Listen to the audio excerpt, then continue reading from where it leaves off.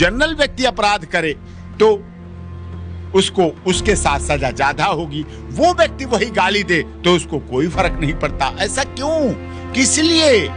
अगर गाली है मां बहन की तो वो सबके लिए है, सब बराबर हैं, दोषी सब बराबर होना चाहिए। लेकिन कहीं भी डॉक्टर भीमराव अंबेडकर बाबा साहब जी ने भी 10 साल के लिए आरक्षण दिया था और कहा था अगर 10 साल से अधिक होगा तो वो गलत हो जाएगा, आप बीमार बना देंगे उस समाज को, आप कमजोर बना देंगे। आप क्या देखिए, किसी को डायरिया होता है, डिसेंट्री होता है, घर में हो जाता है। जब डायरिया डिसेंट्री होता है तो उसे ORS पिलाते हो, केवल उसे ORS पिलाते हो या पूरे घर को ORS पिलाते हो? ये भी कहा जा रहा है कि 1000 या 3000 साल से शायद पानी नहीं पीने दिया गया, बताया जाता है।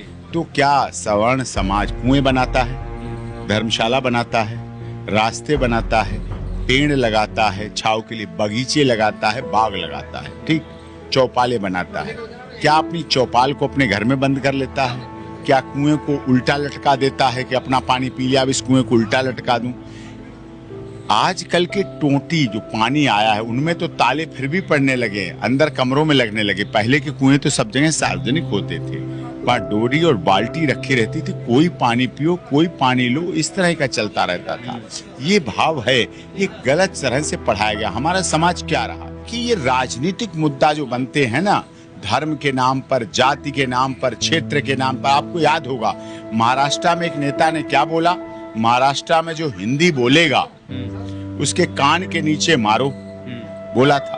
तो इस देश में क्षेत्रवाद, जातिवाद, भाषावाद, संप्रदायवाद बहुत पूरी तरह से हावी है। आरक्षण कितना दुनिया में कैंसर से भी बड़ा भयंकर है। आरक्षण किसी देश में नहीं। अगर अच्छी चीज थी, आपने मोबाइल फोन आया पूरी दुनिया में गया, टेलीविजन आया पूरी दुनिया में गया, नेट आया पूरी दुनिया में गया, कोविड-19 वैक्सीन बनी पूरी दुनिया में गई, आरक्षण क्यों नहीं गया पूरी दुनिया में? फार्मूला लेना चाहिए था। आप जाति विहीन समाज बनाइए, जातियां खत्म करिए। किस लिए जातियां बना रहे हो? जाति खत्म करो और बनाइए आप। जैसे क्रीमी आप धर्म भी, हमारे अपने देश को सर्वधर्म समभाव बनाओ, धर्म भी खत्म करो। हिंदुस्तानी, इंडियन, भारतीय, बस 3 नाम रखो। भारतीय हिंदी में लिखना, भारतीय, हिंदुस्तानी लिख लो, कुछ उर्दू से संबंधित हो, या लिख लो इंडियन। मानता आएगी, जातियां खत्म करिए, जाति का कॉलम खत्म करिए। जैसे SIR का वेरिफिकेशन हो रहा है, वोटर वेरिफिकेशन हो रहा है, जैसे आधार कार्ड बनते हैं, जैसे ड्राइविंग लाइसेंस बनते हैं, जैसे बसों के पास बनते हैं, ऐसे आप काउंटर खोलिए कि कौन कौन लोग जाति छोड़ना चाहते हैं। डॉक्टर AP सिंह सबसे पहले जाति छोड़ने वालों की लाइन में लग जाएगा अपने सपरिवार सहित। और ये स्टार्टिंग में भी देखिए, डॉक्टर भीमराव अंबेडकर बाबा साहब, जहां तक बात करें, उन्हें भीमराव को पढ़ाने वाला कौन था? गुजरात के महाराजा। उनको पढ़ा के, लिखा के इतनी डिग्रियां दिलाने वाले गुजरात के महाराजा, और उनको बेटियां देने वाले कौन? अंबेडकर। अंबेडकर गोत्र ब्राह्मण।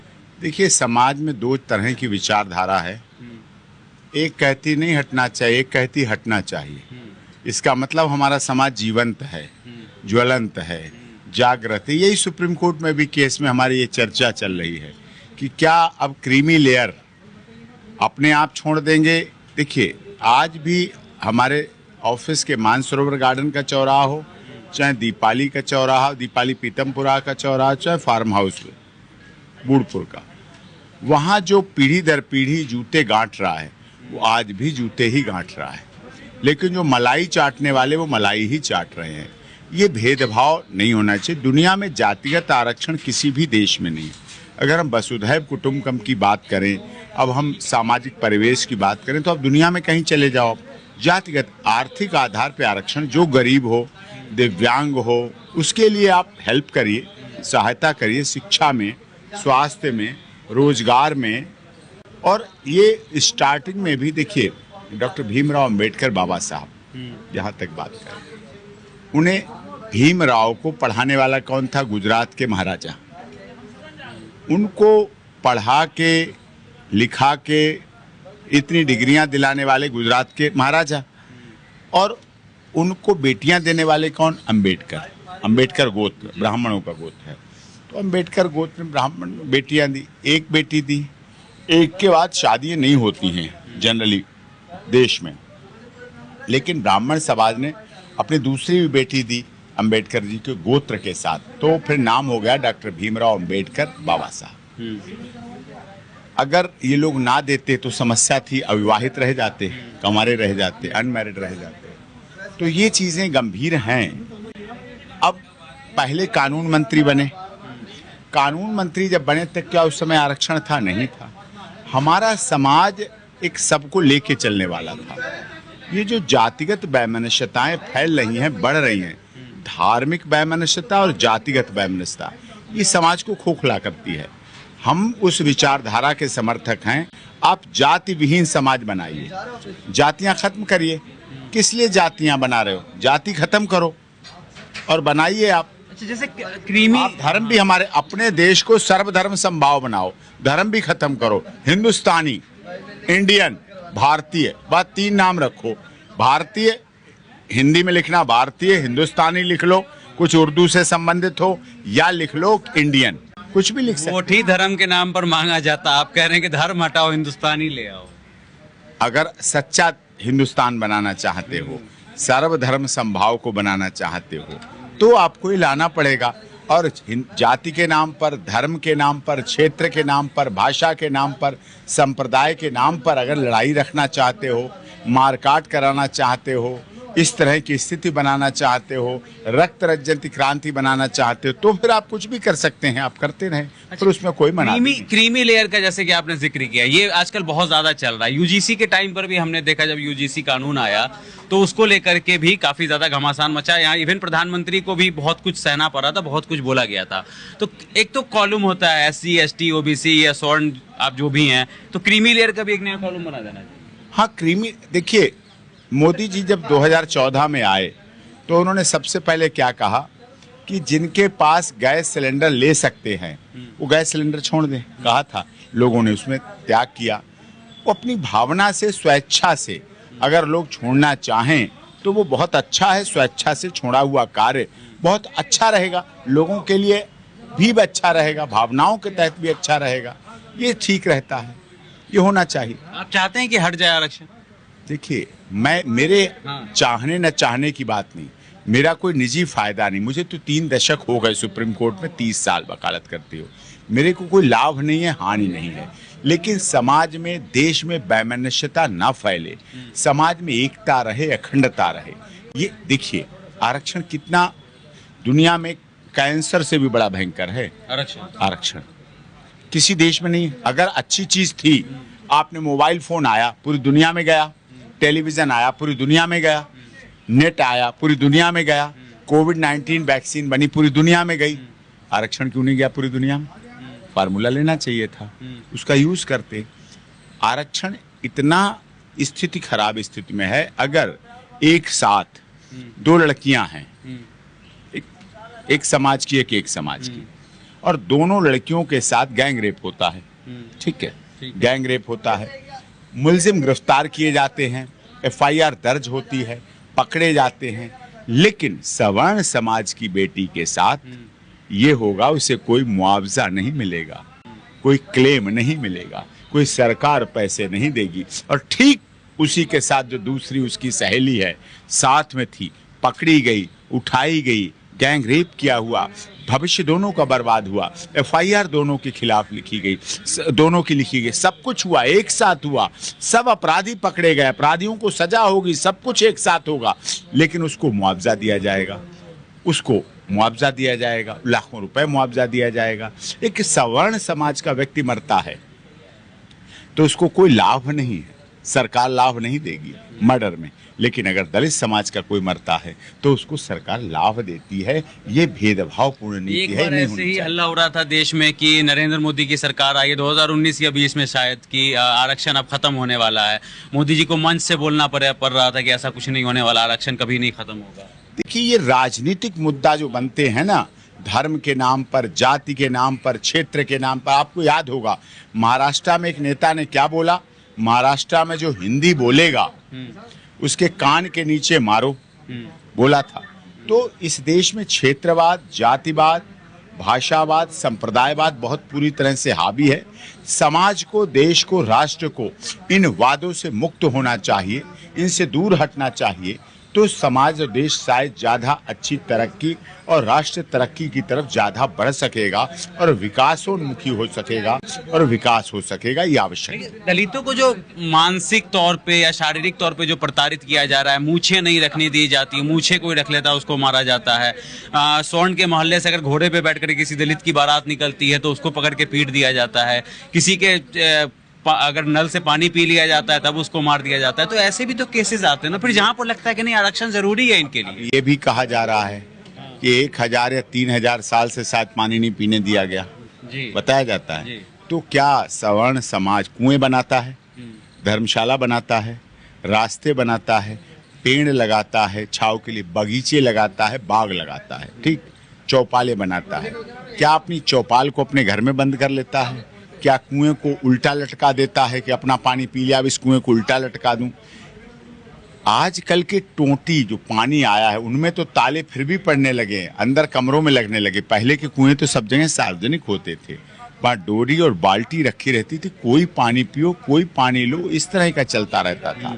ये भाव है, ये गलत तरह से पढ़ाया गया। हमारा समाज क्या रहा? मैं उस परिवार से रहा हूँ, राजशाही परिवार से, जहाँ अगर फसल, जब जैसे गेहूं उठ रहे हैं, गेहूं का अनाज उठता है, तो गेहूं उठता था तो पहली बोरी कुम्हार के यहाँ जाती थी, दूसरी बोरी नाई के यहाँ जाती थी, तीसरी बोरी कहार के यहाँ जाती थी, चौथी बोरी दाई जी, जो दाई बच्चे डिलीवरी के काम में सब आती थी, उनके यहाँ जाती थी, पांचवी बोरी वाल्मीकि समाज के घर में जाती थी, अन्न की भरी हुई खेत में से।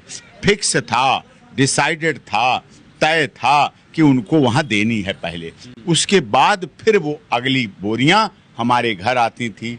और ये क्रम हर घर वाला करता था। उनकी खेती हो ना हो इससे कोई फर्क नहीं पड़ता, वो फसल करें ना करें कोई फर्क नहीं पड़ता, हम सबसे पहले उनके घर पहुंचाते थे। ये बात थी। शादी ब्याह होता, यही 2-3 काम होते हैं गांव में मेन। शादी ब्याह होती थी, आपको भी याद होगा, आप देखिए, अभी भी बात करिए, जब शादी ब्याह होती थी तब क्या होता था? जब लड़की वाला लड़के वाले को एंगेजमेंट करने आता था, रोका लगाने आता था, रोक करने आता था, तिलक चढ़ाने आता था, जब लड़की वाला लेके आता था सामान, तो लड़के वाला पता क्या कहता था लड़की वाले से कि देखिए साहब, हमारे 2 दामाद हैं, 2 बेटियां हैं, एक हमारे भाई हैं, एक हमारे ताऊ हैं, इतने तो लिस्ट बना देता था, ये तो हमारे परिवार के, इनके लिए आप कपड़े कैसे भी लाना, कम लाना, ज़्यादा लाना, कोई बात नहीं, अच्छे लाना, हल्के लाना, वैसे लाना, कोई बात नहीं, लेकिन जो हमारे पझारू हैं, जो हमारे गांव के हैं, जो हमारे कहार हैं, कुम्हार हैं, नाई हैं, भड़बुंजे हैं, जो हमारे कार्यों में सहायक रहते हैं, जो हमारे हर समय सहायक रहते हैं, नाई भी बाल के काम में आता है बनाने के, जूते वाले जूते के काम आते हैं, वाल्मीकि समाज वो काम करने आते थे, कहार जो होते थे वो पानी के लिए काम आते थे, कुम्हार मिट्टी के बर्तन बनाने के लिए आते थे, भड़भुंजे भूनते थे चीज़ों को, ये सब कुछ प्रक्रिया चलती थी। और सबसे पहले जब वो कपड़े लाते, तिलक चढ़ता, शुरू होता, प्रोग्राम शुरू होता, सबसे पहले उनको कपड़े दिए जाते थे, सबसे पहले उनका सम्मान किया जाता था, सबसे पहले उनको नेग दिया जाता था। ये परंपरा, अगर ऐसा व्यवहार होता तो क्या उस समय, आज़ादी के समय, भीमराव जी को ब्राह्मण अपनी बेटियां देता? क्या दी ना? अंबेडकर सरनेम दिया ना? राजा ने पढ़ाया ना? सबसे योग्य बनाया ना? लॉ मिनिस्टर पहले बाबा साहब को बनाया ना?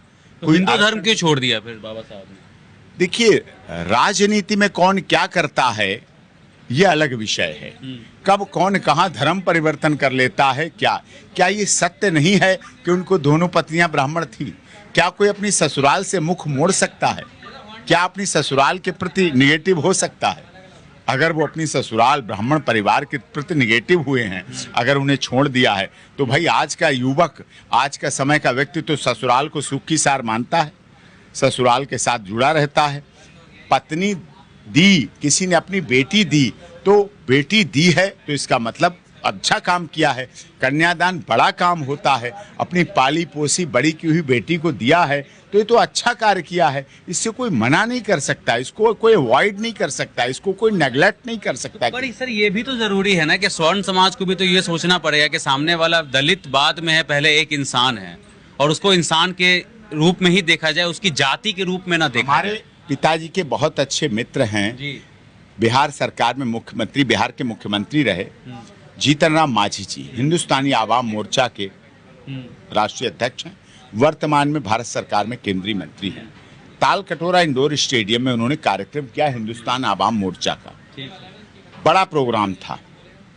उन्होंने खुले मंच से कहा कि अगर बिहार के पूर्व मुख्यमंत्री जीतन राम मांझी के बेटे और परिवार वालों को भी आरक्षण का लाभ लेना पड़े तो ये बहुत गलत होगा। इसका मतलब क्या था? उन्होंने समानता की बात की। आप समानता की आप कह रहे हैं, प्रभु श्री राम का समय, उस समय तो SC/ST एक्ट नहीं था, उस समय तो आरक्षण नहीं था। मुझे बताइए, प्रभु श्री राम जब 14 वर्ष वनवास पे निकले, सबरी माता के यहाँ गए, सबरी माता के जूठे बेर खाए। वो जूठे बेर पेट भरने के लिए खाए थे, स्वाद चखने के लिए खाए थे, या समरसता का संदेश देने के लिए खाए थे? तीन में से एक बात बताइए आप। पेट भरने के लिए तो सबरी माता के यहाँ उतनी दूर आश्रम में नहीं जाएगा कोई, कि पेट तो कहीं भर सकता है, जंगल में कंद मूल फल सब जगह मिलते हैं। स्वाद चखने के लिए तो खा नहीं रहे थे, जंगल में तो होती चीजें थी। आज की तरह संकुचित जंगल तो नहीं थे, पहले तो फल फ्रूट सब जंगल में लगते थे, कोई तोड़ फोड़ और खरीदारी और बिक्री का तो काम था नहीं, सब कुछ खुले बाग रहते थे। लोग बाग आम भी लगाते थे, जामुन भी लगाते थे, सेब भी लगाते थे, जो जहाँ ऋतु के आसार पे मौसम होता था, जो जहाँ सीजनल होता था वो सारे करते थे। तो ये जो सब कुछ चल रहा था प्रक्रिया, उस प्रक्रिया के साथ में कब कहाँ ये भेदभाव था? कहीं भेदभाव नहीं। जीतन राम मांझी का आपने जिक्र किया, कांग्रेस के अध्यक्ष मल्लिकार्जुन खड़गे उत्तराखंड में रैली में जाते हैं, प्रोग्राम में जाते हैं, उनके हटने के बाद मंच का शुद्धिकरण किया जाता है, तो फिर आपके सामने में एक नया उदाहरण है। नहीं, मुझे नहीं पता क्या शुद्धिकरण हुआ। हाँ। खड़गे साहब के मैं भी पैर छूता हूँ, जी, ठीक है, पर ये हुआ है सर, ये बाकायदा वीडियो है, तो अगर आप दलितों को इस नजर से देखेंगे तो फिर आप ये मेरा व्यक्तिगत मामला है।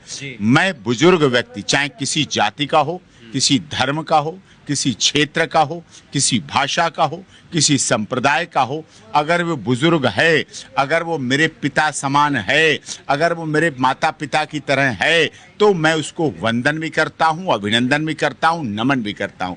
आप राहुल गांधी जी से पूछ लिएगा जाके, सोनिया और प्रियंका गांधी जी से पूछ लिएगा जाके, जब भी मेरा सामना खड़गे साहब के सामने हुआ किसी फंक्शन में, किसी प्रोग्राम में किया, मेरे हाथ उनके पैरों की तरफ जाते हैं और उनके हाथ मेरे सिर पर और मेरे कंधे पर आते हैं, खुले आम आते हैं, खुले दिल से आते हैं।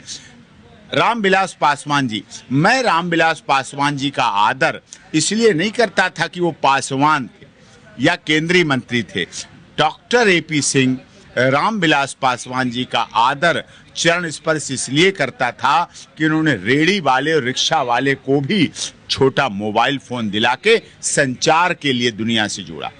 रामविलास पासवान जी का मेरा सम्मान करने का मतलब या रामविलास पासवान जी के पैर छूने का मतलब मेरा ये नहीं था कि वो केंद्रीय मंत्री तो बहुत होते हैं, लेकिन मेरी भावना ये थी कि उन्होंने संचार की जब मंत्री रहे तो उन्होंने ऐसे फोन भी चलाए जो थोड़े थोड़े पैसों में मिलते थे, जो रिक्शा और रेड़ी वाला भी ले लेता था। जब वो खाद्य मंत्री थे, उन्होंने कोरोना काल में खुद बीमार रहे, बीमार हुए, लेकिन किसी को भूखे मरने नहीं दिया। ये उनकी भावना।